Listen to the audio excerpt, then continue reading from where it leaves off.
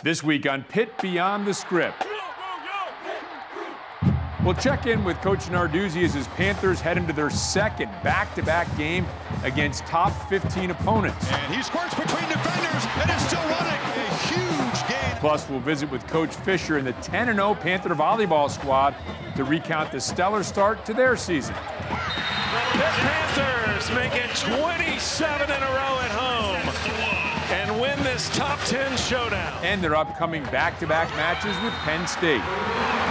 We'll turn the mic over to team captain and starting center Jimmy Morrissey as he sits down with Panther for life John Pelusi. Can you talk to me a little bit about that 1976 national championship?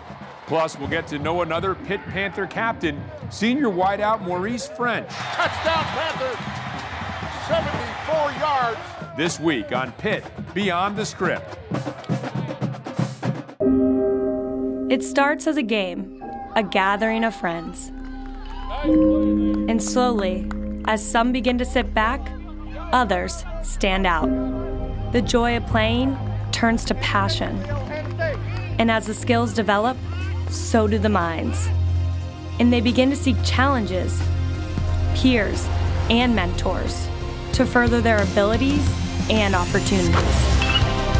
The love and passion becomes a thirst for people in a place We make history today in Pittsburgh. that will embrace and push a hunger for excellence and to be in and among champions.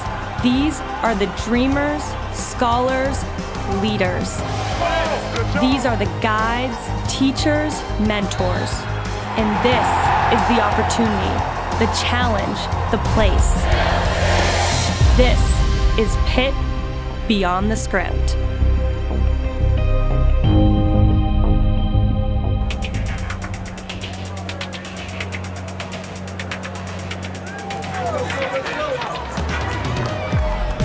Hello and welcome to Pitt Beyond the Script alongside head coach Pat Narduzzi. I'm Rob King of AT&T Sportsnet.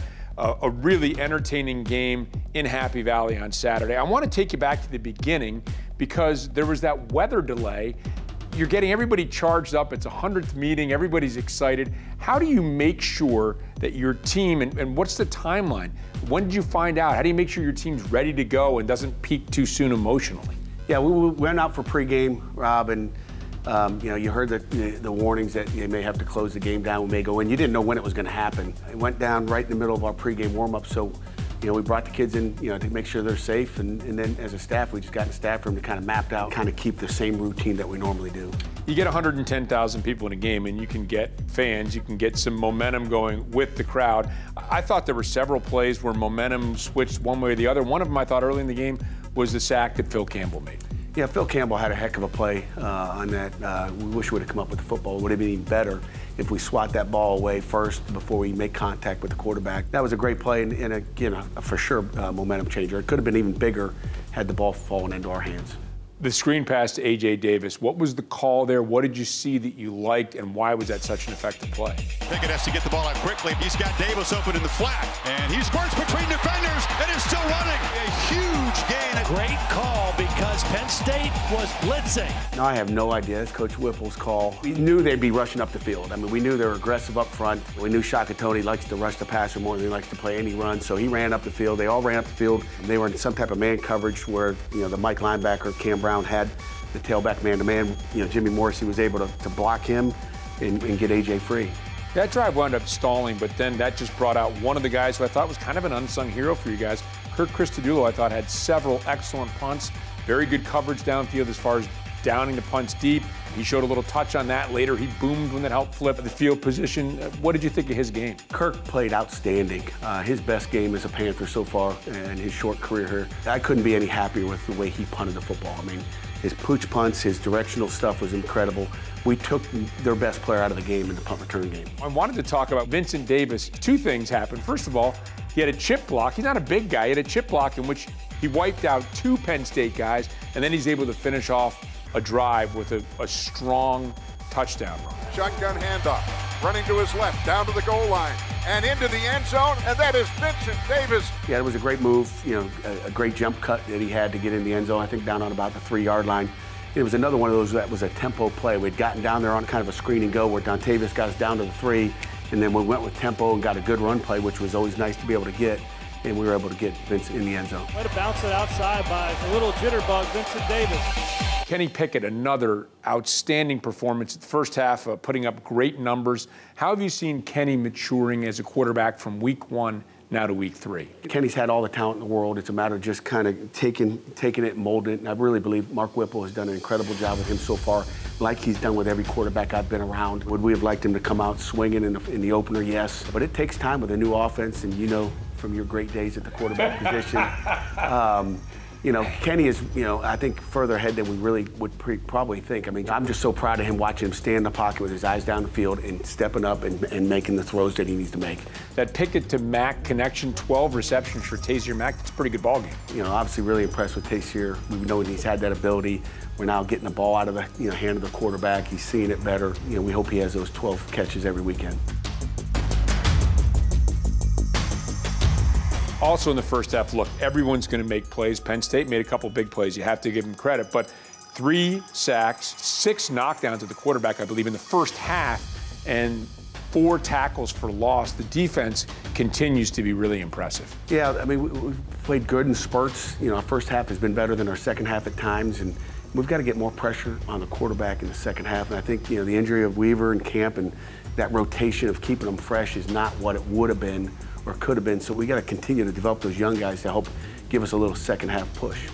Well, we're going to wrap up the Penn State game. We're going to look forward to Central Florida, and also a lot to celebrate in that Central Florida game with some great Hall of Famers. We're going to be talking about that a little bit later on Pitt Beyond the Script.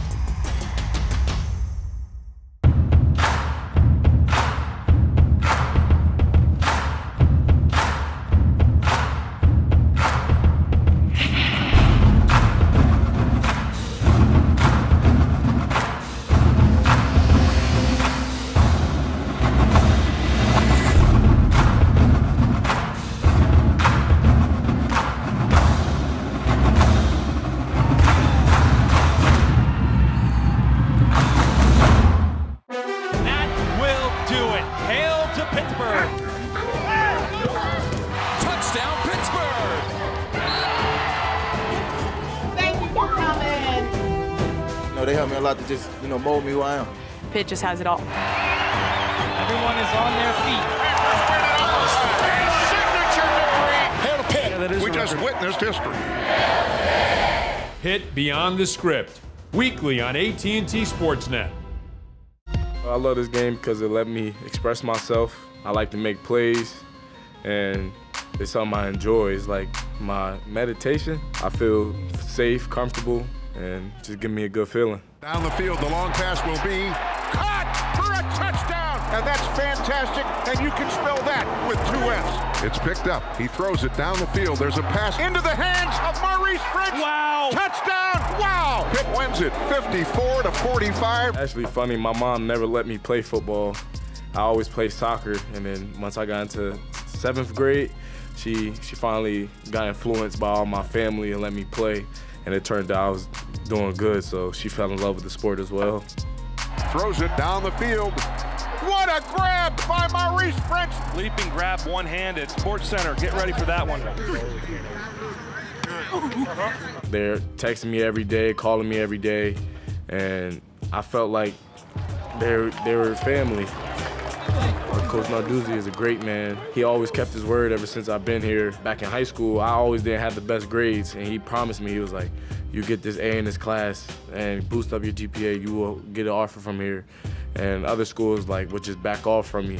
And I got that A, and Coach Narduzzi was still on my hip every day, pushing me, making sure I got my homework done. So that shows what type of person he is, and him welcoming me into his family, into this family. Catch at the 47. Maurice Fritz on his way at the 40, the 35, the 30, the 25, the 15, 10. Touchdown Panthers. 74 yards. And every time I came here, it's something new, it's something fun. And I seen the tradition that football had out here, and I just wanted to join. Maurice French, senior, wide receiver, New Brunswick, New Jersey, and this is Pitt Beyond the Script.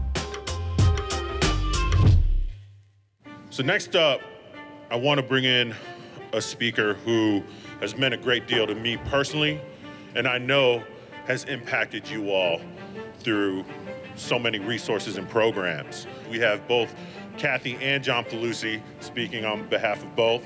John will be speaking. But just to give you a little background about John, John is from Youngstown, Ohio. He became a Panther under Johnny Majors. The Panthers want to become the #1 team in college football, and here they are. Through his time here, he helped build what became a national championship team by being the starting center for that 1976 national championship football team. From there, he took what he learned on the field, he took what he learned back home from his family in Youngstown, and he started to build a highly successful career. Coupled with his Pitt passion, his Pitt education, he became truly successful and has contributed back to this university through support, through his guidance, because he is also one of our board of trustees and the chair of the athletics team. So, ladies and gentlemen, please give a warm welcome to John Pelusi.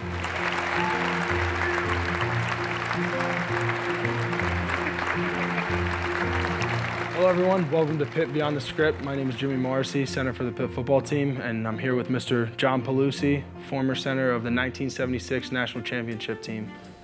John Pelusi, I'm a center. I'm from Youngstown Cheney High School, Youngstown, Ohio.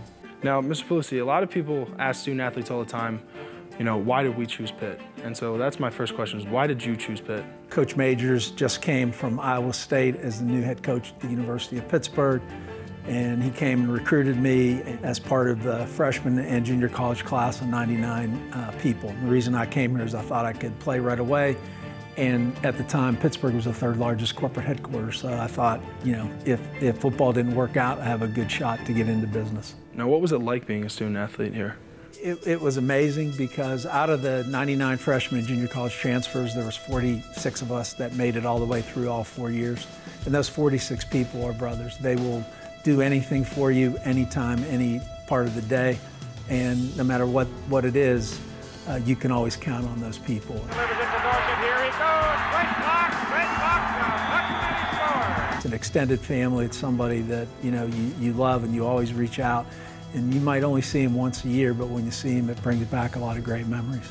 Can you talk to me a little bit about that 1976 national championship? You know, we were incredibly blessed. We started out our freshman season, we were 6-5.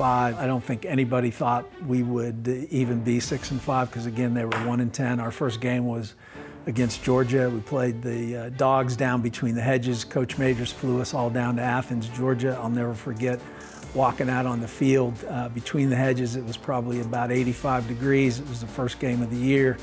And being part of special teams, you're out there early. So there's about 15,000 people already in the stands at about 11 o'clock. And all you heard was these people yelling, dog food. And we kind of like looked at each other because, we're all young. We walked back in the locker room. We were like looking at Coach Majors, like, why did you bring us here? These people want to eat us.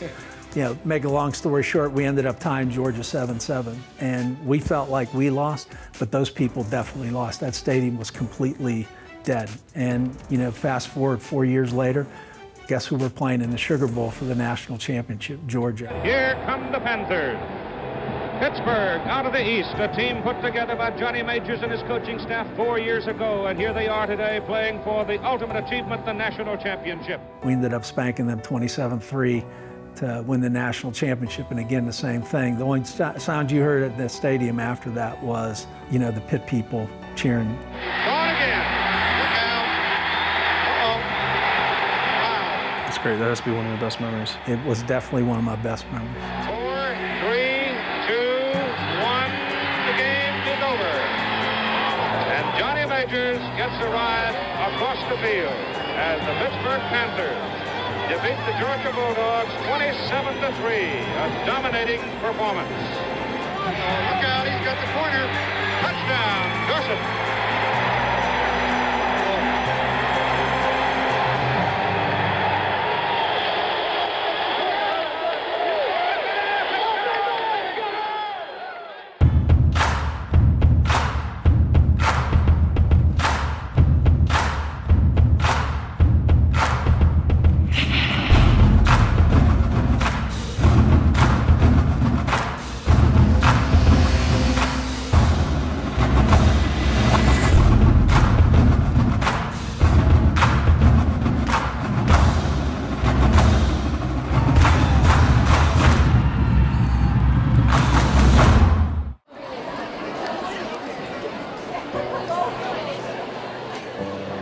Mr. Pelusi, we just want to say thank you so much for all you do for us. All the opportunities that Life Skills gives us, none of this would be possible without your generosity and support you give this university and, your belief in every one of us.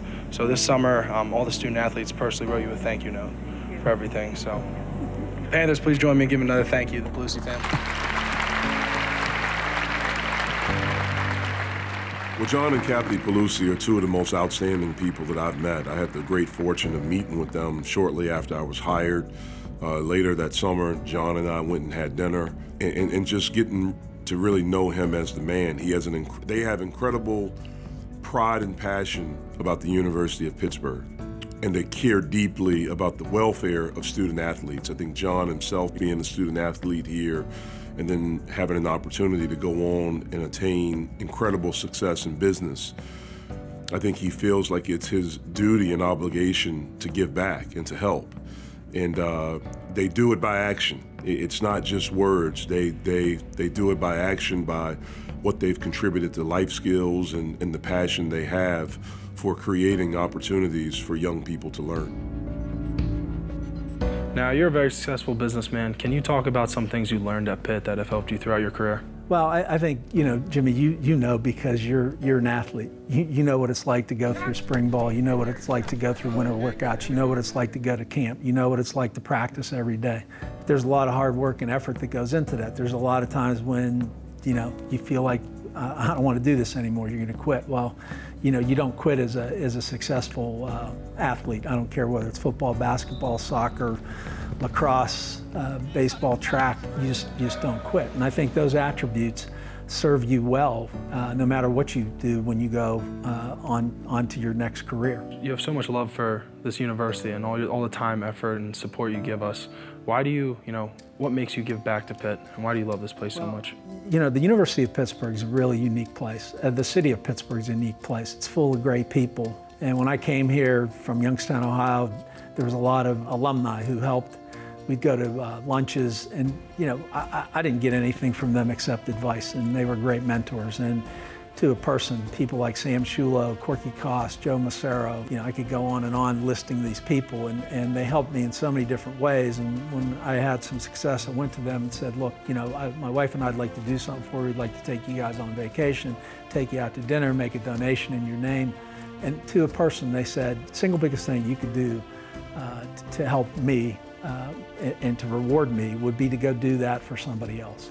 So that when Kathy and I had some successes, one of the things that we wanted to do was to really put money towards the Life Skills program. So, Dress for Success, how to interview, get a credit card, how you get a car lease, how you get an apartment lease, so that when you go to that next level, whatever that might be on your next profession, is that you could hit the ground running and you could be more successful than the people that you're going to compete against. Because the one thing that I can tell you, no matter what you do, whether you're going to be a doctor, a lawyer, a nurse, you're going to compete. You're going to get into business, you're going to compete. And I think those things, the better prepared you are for that next phase of life, the more successful you're going to be. And what we'd love to see is that this next generation come out, be successful, and then turn around and look behind you and help that next person.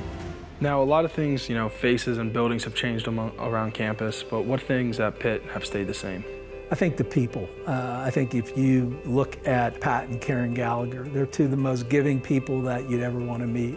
If you look at, Heather and her husband, Dave, two of the most giving people you'd ever want to meet. Pat Narduzzi and his wife, Donna, two of the most caring and giving people you ever want to meet. Jeff Capel and his wife, Kanika, just great people.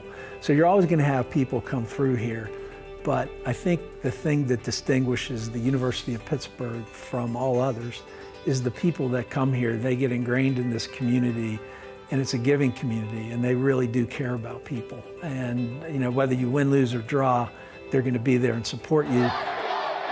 I can tell you it's better to win than it is to lose or draw, but it makes things go a lot faster and better. There he goes! Excellent blocking by the center, Pelusi. Again, I was blessed. I met my wife here at the University of Pittsburgh, and we've been married 40 years. We got 4 great kids. We got 3 grandkids, and without coming to Pitt, I would have never met her. Without coming to Pitt, we would have never had the life that we had. And the single best thing that ever happened to me was meeting her, and I don't think that would have happened had I not come here. Mr. Pelusi, we can't thank you and Mrs. Pelusi enough for all that you do for us, and you know, it's comforting to know that there's people out there and alumni that believe in our abilities off the field and see a future for all of us. Well, Jimmy, the only thing I'd ask you is to quit calling me Mr. Pelusi, and then second is that, you know, you take us back to the next level, which is, you know, get us back to the ACC championship and win it this time. Win it this time. God bless. Thank you very much. Panthers, please join me in giving another thank you to the Pelusi family.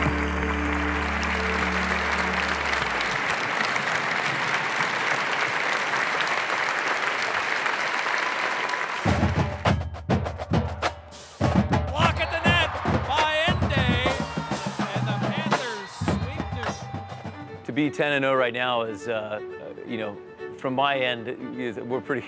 The coaching staff's pretty excited to be where we're at with the schedule we've had so far, and you know, we know we have a tough weekend coming ahead with Penn State, but we've played really quality opponents and we came out with a lot of victories. The goal is to go further in the tournament, and we put together a preseason schedule that was tough with the hopes of preparing us for the type of teams we'd see in the NCAA tournament. We played so well against Cincinnati. You know, I think that's what stood out about that tournament was here's a team with a player that's, you know, the best player on our senior national team, one of the best players in the world for her age. We really did a nice job defensively against her. The preseason so far has reinforced what I thought I knew about the team, and that is we are really deep. And we have been able to win 10 games, and we've won them all in different ways, and different players in different spots. You know, I still am figuring out what our best lineup is, but I know that we can win with a lot of different players on the floor. What stands out about that was just the venue. It was really neat to play where, you know, the Final Four is going to be. It was a nice crowd, and of course, you know, in this neck of the woods, beating Ohio State isn't bad either. And Pitt has put up some very impressive stats the past 3 seasons. Absolutely, and we cannot deny the dominance of Pitt coming out of the ACC conference. To be on the national TV live is huge, and against another top 10 team. And you are watching the ACC on ESPN, and we welcome you inside historic Fitzgerald Fieldhouse. To come out with a win was great. We had a nice student section here, and there was just a really good, noisy environment.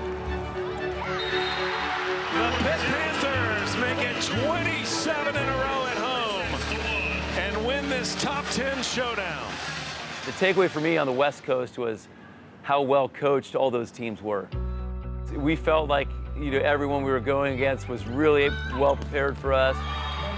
All these teams were in the NCAA tournament last year. They all kind of, you know, went as far as we did. And so it was a chance for us to kind of be tested against, you know, teams that were similar to us last year.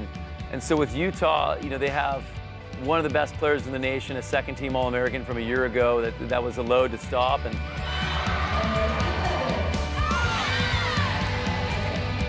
it was a tight match, and I'm just glad we came out with the win on that one. Cream rises to the top, and what's the expression? Iron sharpens iron. And so we believe that by playing great teams, it'll make us better. Pitt is a team that is trying to prove that it belongs at the very top of the sport. Like we said at the start of the interview, the goal is to be ready for that NCAA tournament. We got to get there first, but when we get there, we want to be a team that knows we've already faced that kind of competition.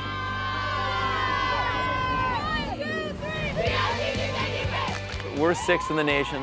Penn State's 4th. You know, this is you know, 2 of the best in the nation are from Pennsylvania, so it's just going to be a you know, incredible environment. I know it's early, but this is a big match on the national landscape. Absolutely.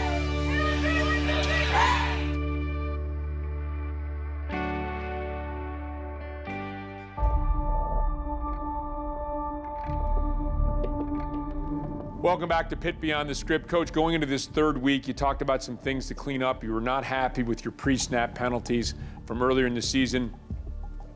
Mission accomplished as far as that is concerned? The big 0.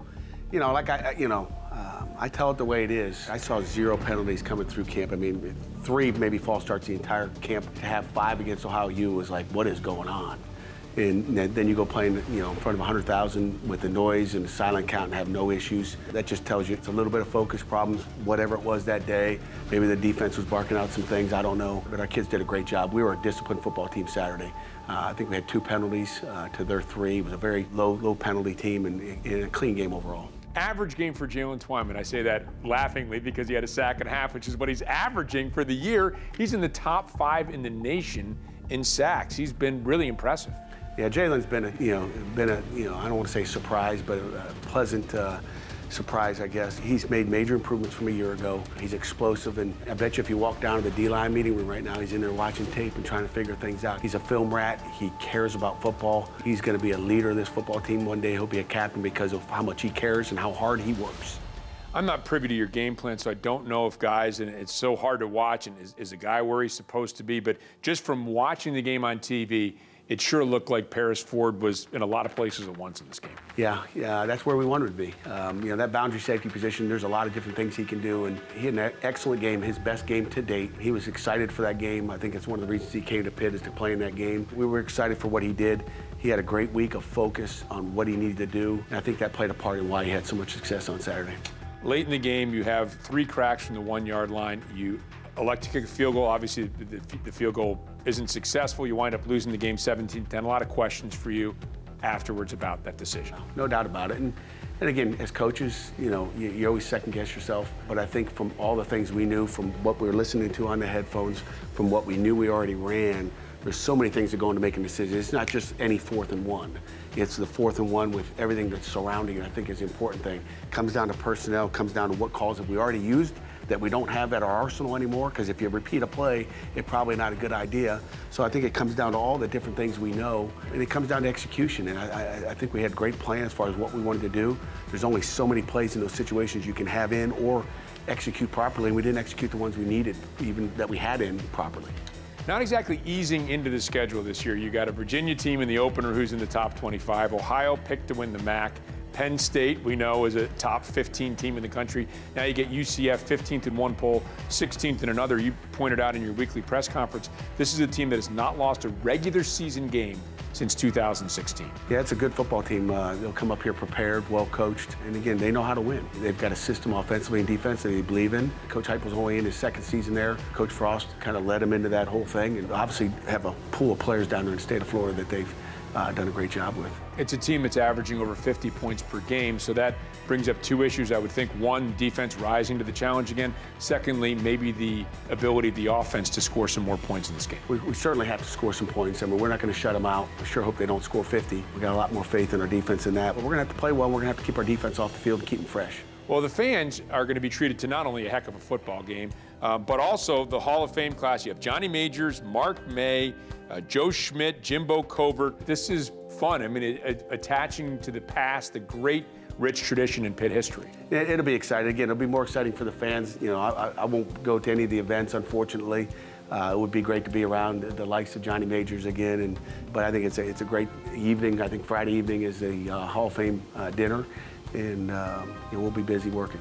Coach, thanks very much. Best of luck. Thanks, Rob. Appreciate it. And thanks to you for watching this edition of Pitt Beyond the Script.